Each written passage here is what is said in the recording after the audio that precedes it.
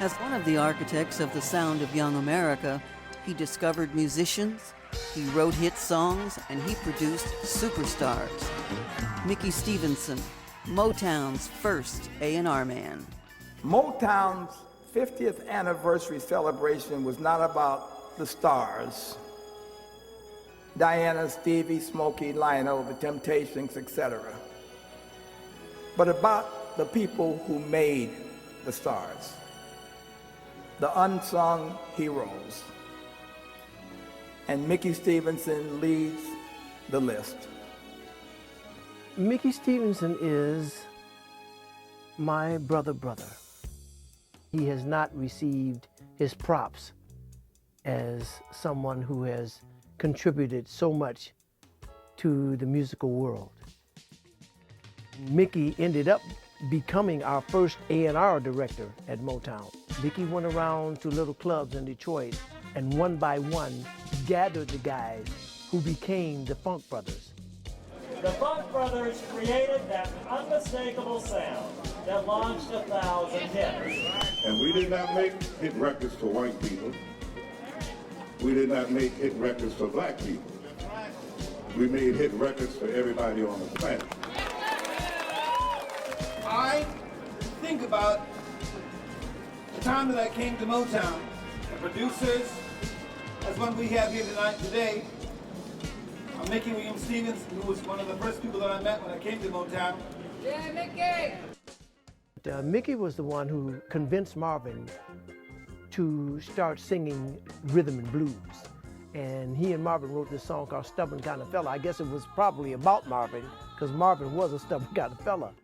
Mickey turned out to be the greatest A&R man ever. He wrote, produced, brought in musicians like the Funk Brothers, brought my attention to Little Stevie Wonder. He even brought in a pizza delivery guy who was a writer who wrote the biggest standard song we had, a song called For Once in My Life.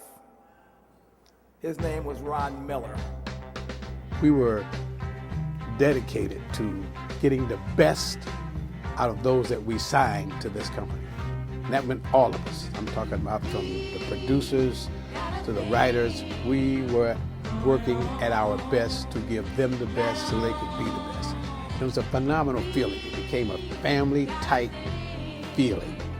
That was, I guess that was part of the dream of Berry Gordy. We all bought into that dream.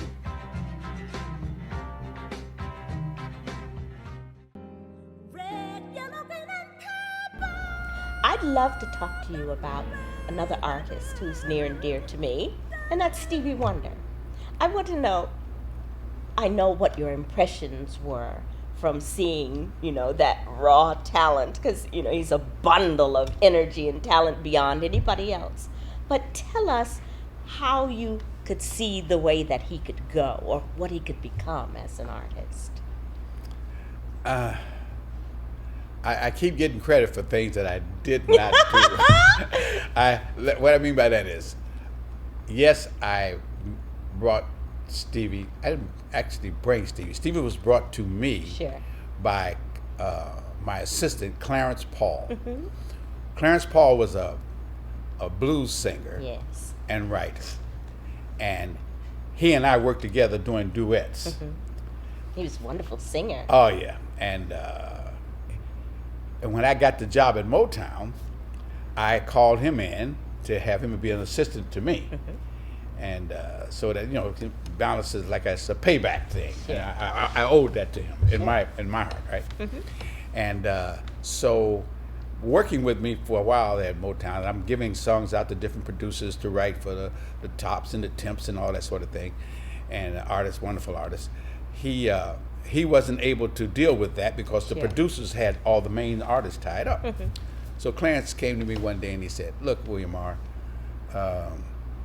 And I wanted to let him know that I may have to release him, let him go from the job, and I make it very clear in the book how it went down, but I'm just speeding it up a little bit for us. Okay.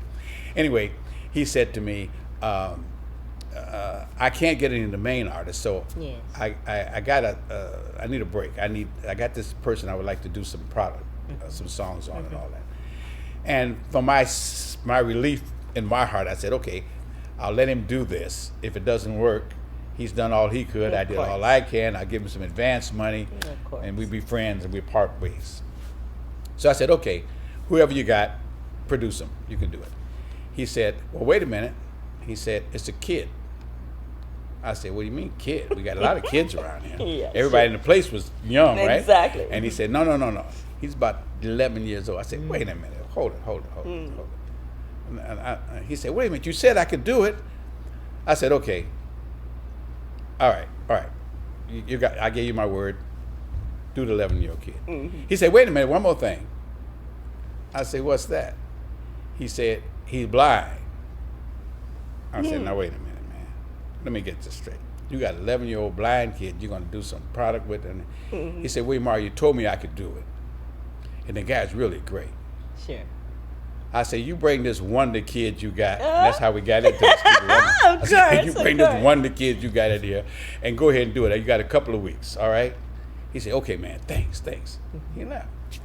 Well, when he came back about a week later, he had a few things worked out with Stevie. Sure. And we had a session going on in the studio.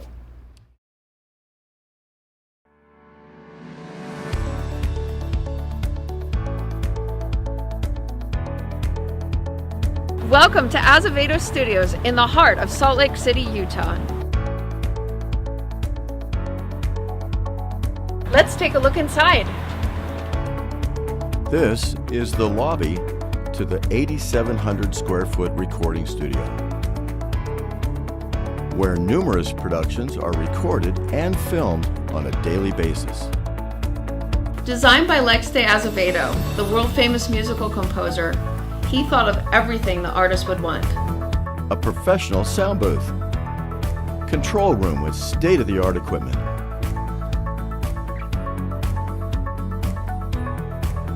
a production stage, an editor's bay,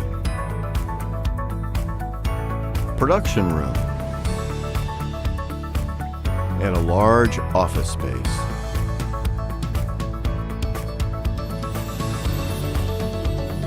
Upstairs, there is a New York studio-style condo.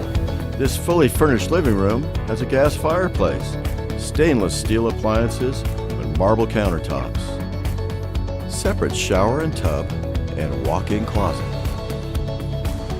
Brand new washer and dryer.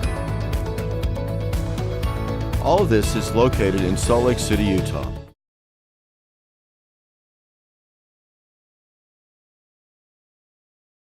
I was not going to give up on the way that I want this thing written by going to conventional box stuff. Good for you. So, for those of you who get a chance to read this book, you'll understand exactly what I mean. Well, that was one of my first points that I wrote down to ask you about this evening. It's a matter of style, of personal writing style, and it's the way you speak. That's what comes across. It's not, just a story. It's what happened to you. It's that personal experience, and that's what makes it so affecting. Yes, it really is. I reiterate quite a few times in the book. This is the way I see it, the way I dealt with it, and I'm giving it to you from my point of view. Well, I love And that. my daughter, Ashley, who definitely, she was wonderful with me. She would say, "Dad, don't give up on anything. Let me fix it like you sent it." And she would do that throughout the whole 9 yards. I'm so proud that And she was wonderful. Yes, it's one of the real attractions is that a person knows from reading this book that this is what you experienced, and that makes it just rich with history, and the people come to life, and to actually have that many songs that we know, I grew up in New York. As a teenager, we heard everything. I can remember the first Motown records that I ever heard, because they changed the way we looked at dance. They changed the way we looked at our culture, our surroundings, and it was very important to us, So to hear, to read, and see the names, see the songs, see all of this is an important thing. Every person that I have ever met has a song that reminds them of a particularly important time in their life. Yes. So then to read about Motown and how it came together and all these songs, for me personally, it's tender and it's loving, because, as I say, I grew up with this music. So my particular blessing, I had no idea I would wind up as the last member of the Supremes. You don't know this is going to happen great. to you. That's But, great. There I was in the mirror, just like everybody else, and that's the thing about the Supremes for me. You could be them. You could be Mary. Yes. You could be Diane, or you could be Florence. And then all the other ladies, of course, that came along that carried the legacy forward. And the mothers of the world would tell their daughters to be like the Supremes. That's exactly And what I loved about that part, and even right down to the Temps and some of the other, what I loved about that part was when in the development of their appearances. Yes. I came from a place where, before Motown, I saw great artists work. Great artists. Of course. Great lights, great sound, not just stuff. And the thing was with us at Motown, everybody was so young till I would go out and I would find Alain Fontaine, who was a dancer, choreographer. Oh, yes. I would hire him right off the bat when I saw his work. And he's just one of many, but I want to bring that to your attention. And Gil Askey's, people like that were in a whole nother world. Sure. Out of my category as A&R man. This is a whole nother position I've taken on. Sure. And I told Barry, if I bring something there to the company and give them a salary and a job and whatever, if it don't work, I'll pay for it. Take it out of my money. That was bold. I know, but I believed in what I was doing. And he said, I'm gonna take it out your money. I said, okay. All right, I'm writing songs, so he ain't gonna kill me. Sure. But I believe we need this person. Yes. We need this Lon Fontaine. This guy was a great dancer. Oh. But he could teach you how to stand and look and this one. And so we started having classes. And when I brought in Gil Askey, who was a trumpet player, I got him from Atlantic City. Sure. When I heard his music, he was jazz, R&B, and rock all in one production. Sure. I said, man, we need you. He said, what are you talking about? I said, we need you at Motown. He said, well, he said, I'm a jazz man. I said, you are a musician. And we need your kind of writing and your kind of orchestration. Absolutely.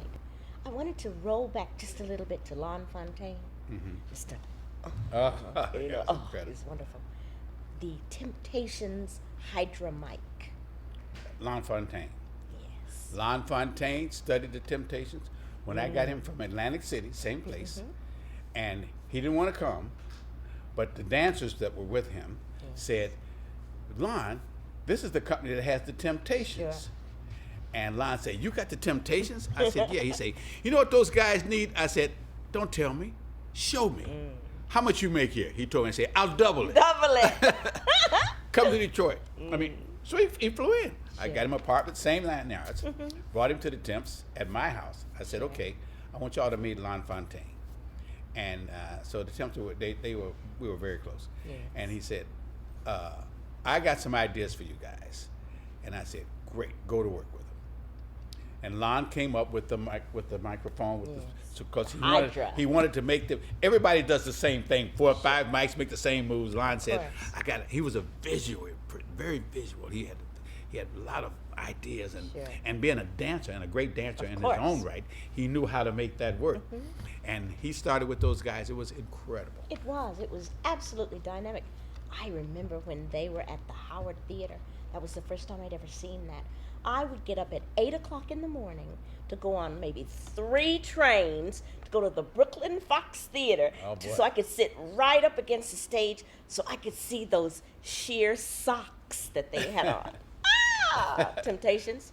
Yeah. It was fabulous. Yeah, It was fabulous. I taught them to do the first Gypsy Woman. They were doing a Yes. show, and they said, "What are we going to do?" I said, "We're going to do this Gypsy Woman number, and you're going to dance on this." That's when they first started doing the Sure. choreography. Sure. They said, "How?" I said, "Well, I took them in my basement every night. I would leave the studio, finish my work, bring them to my house, take them downstairs." Now, you see, like I said, I saw great shows. And I said, "You will have this kind of light, you will have this, blah, blah." I said, "Don't worry about it. You just do like I Sure. tell you." Sure. So it's not that I was some genius. I saw it work. Of course. I saw the best talent in the world performing with the best lights, the best sound. So when I came to do my job in Motown, even with the Motown Review, when I went out, I would say I would have voices singing behind the stage. Of course. All right. So when you heard the sound of the lead, but you'd also hear that background sound. Yeah. You didn't see them, but I had everybody doing their thing. Just And- tremendous. yeah. Just tremendous. My hat's off. I just have to say it. You know, I've been in show business since I was a little kid. And I have to say how honored I am to have met you, to have known you all these years, and to be sitting here right now. And this book, I want everyone within my hearing to go and get a copy of The A&R Man, Motown's first A&R Man, by William Mickey Stevenson. It's on Amazon. You can order it on Amazon. Absolutely, Amazon.com. And I got to say something about this wonderful lady here. Not only a great artist, but I have great expectations of her for one of my shows that she, I think, I know would be phenomenal. Well, I'm there. That's some future stuff that I think I'm really, really excited about the possibilities. So I thank you so much for Thank you. doing this Thank with you. me today. It's just my pleasure. Susaye Greene, this is Mr. William Mickey Stevenson, and I thank you for sitting down with me on Speak Your Piece. And hey, it's a wonderful world. It's a Thank you so wonderful world. much. Looking for a luxurious retreat from the heat? Then consider purchasing this one-of-a-kind mansion which sleeps 40 plus and is located in a popular Las Vegas vacation destination in the Utah mountains.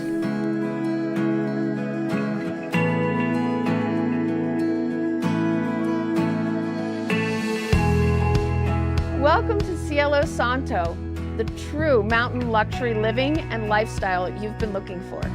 As you will see, this isn't your ordinary property. This lavish double villa estate, designed by renowned architect David Harris, built with excellent materials and craftsmanship, includes a gourmet kitchen with wolf ranges and ovens, vaulted ceilings over gathering areas, multiple fireplaces, 19 bedrooms and 18 bathrooms, with interior furnishings included.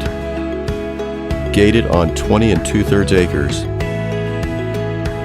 barbecue areas, and custom chandeliers, covered walkways, covered hot tub,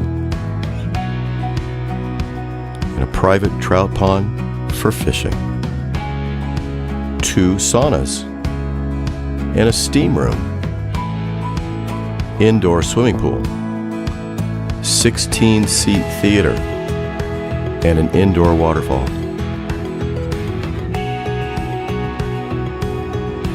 All of this with scenic mountain views. Under the sacred sky of Cielo Santo, adventure is at your doorstep. Skiing close by at Bryan Head Resort and Bryce Canyon National Park, hiking and bicycling.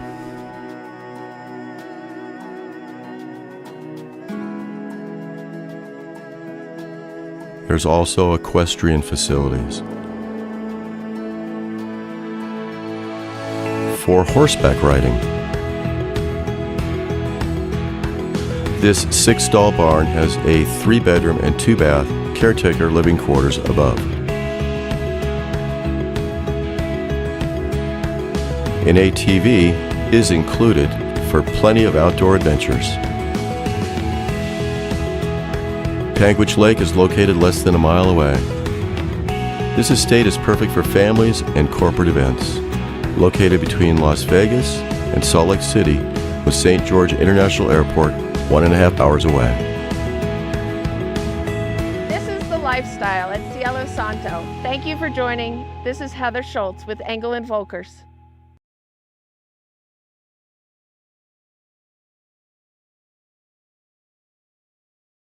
Ignition sequence start. 3, 2, 1. Liftoff. We have a liftoff.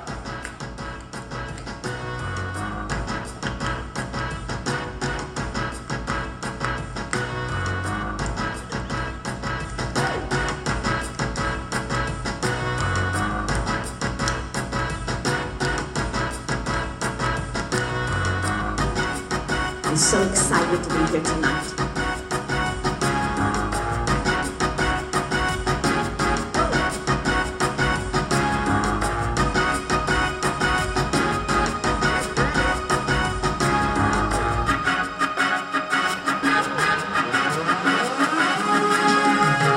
Everybody gets to go to the moon, yeah. Everybody gets to go. It will be quite soon. It's customary in songs like this to use a word like smooth. By the light of the silvery, we take a flight to the silvery. You know, everybody's going to the moon. Isn't it a miracle that we're the generation that will touch that shiny bauble with our own two hands? It's got to make you proud to be a Lord, and it has to make you proud to be a woman. Be a woman, yeah.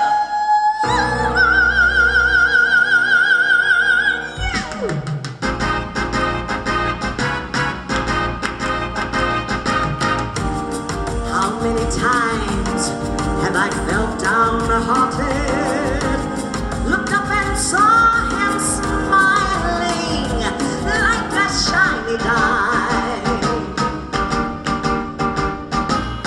Wish that we could stay and tell me why he is so happy if he has the time. Oh, I wish there was a way to raise him, catch a flying horse and chase him. Everybody gets to go to the moon, yeah. Everybody gets to go. It will be quite soon. It's customary in songs like this to use a word like shoot. By the light of the silvery, we take a flight to the silvery. You know, everybody's going to the moon.